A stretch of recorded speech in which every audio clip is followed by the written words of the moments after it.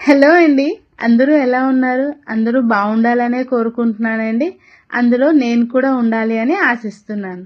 ఈరోజు నా వీడియో వచ్చేసి సింపుల్‌గా ఈవెన్ ఒక బ్యాచిలర్స్ కూడా ఈజీగా చేసుకునే ఎగ్ రైస్ రెసిపీ అండి చూపిస్తున్నాను. ఫస్ట్ ఇలా కళాయిలో ఒక 3 స్పూన్స్ ఆయిల్ వేసుకొని నేనిక్కడ 4 ఎగ్స్‌తో అయితే ఎగ్ రైస్ చేస్తున్నానండి. ఇది మేము మా 4 మెంబర్స్ మా ఫ్యామిలీ 4 మెంబర్స్ మా ఇద్దరు పిల్లలకి నాకు మా హస్బెండ్‌కి అందరికీ సరిపోయేలాగా చేస్తున్నానండి. 4 ఎగ్స్‌తోని. మరి ఎగ్స్ అయితే ఎక్కువగా వేయట్లేదు. అంత ఇష్టపెట్టుకోము కూడా ఎగ్ స్మెల్‌తోని. మనకి స్మెల్ కూడా ఉండదండి. ఇది ఎగ్ రైస్ వేడి వేడిగా గాని తిన్నామంటే చాలా బావుంటది టేస్ట్. ఇలా ఈ 4 ఎగ్స్ వేసేసిన తర్వాత ఒక 2 మినిట్స్ పోయిన తర్వాత మిక్స్ చేయాలండి. ఎందుకంటే అప్పుడు మనకి ఇలా క్రంబుల్ టైప్‌లో వస్తుంది. లేదంటే చిన్న పీసెస్ లాగా అంతా గుండలా అయిపోతది ఎగ్ బుర్జీ అంతానా. సో, మనకి ఒక 2 మినిట్స్ ఇలా అయిన తర్వాత చూస్తున్నారా నేనిక్కడ కొంచెం ఉప్పు, కారం ఆ క్లిప్పింగ్ అయితే మిస్ అయిందండి. ఉప్పు, కారం వేసి చిన్న పసుపు కూడా వేసాను. కలర్ బావుంటుంది కదా అని చెప్పేసని. వేసి ముందు ఈ 4 ఎగ్స్‌ని ఇలా బుర్జీలా చేసుకున్నాం కదా! వీటిని ఒక ప్లేట్‌లో తీసి పక్కన పెట్టుకుంటున్నానండి.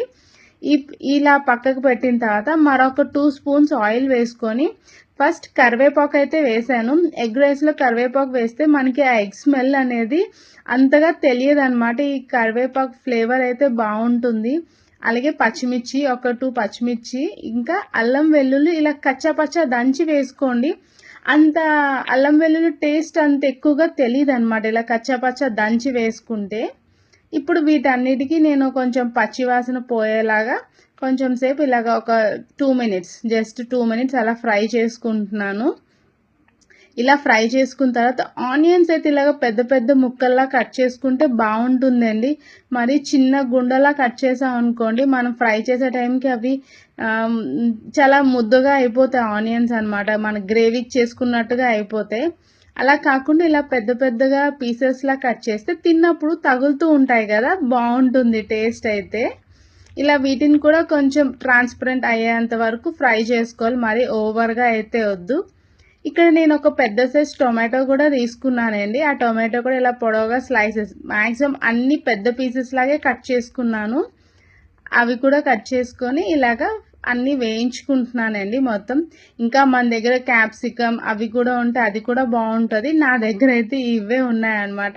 వీటితోనే చెప్పాను కదా! బ్యాచిలర్స్ కూడా ఈజీగా చేసుకునేలాగా ఉన్న ఐటెమ్స్‌తోని సింపుల్ అండ్ టేస్టీగా చేసుకునేలా ఉండాలని చెప్పేసని ఏమేమైతే ఉన్నాయో వాటితోనే బేసిక్ ఇవన్నీ మన ఇంట్లో ఉంటాయి కదండీ! ఇవి బేసిక్ కదా!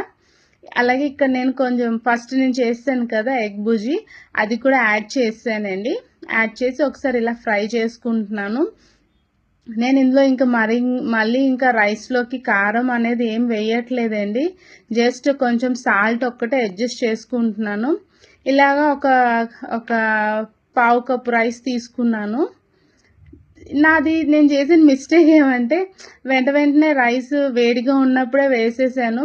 మీరు అలా కాకుండా కొంచెం రైస్ చల్లారాక వేసామనుకోండి ఇంకా బాగా పొడిగా వస్తది. మనం వేసిన వెంటనే కలపడానికి కూడా మనకి ఇలాగా గరిటెకి అంటుకుపోకుండా ఉంటదనమాట.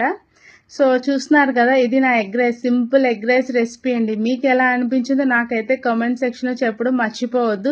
టేస్ట్ అయితే సూపర్‌గా ఉంది. మీరు కూడా ట్రై చేసి ఎలా వచ్చిందో నాకు కామెంట్ సెక్షన్‌లో చెప్పడం మర్చిపోవద్దు. Thank you.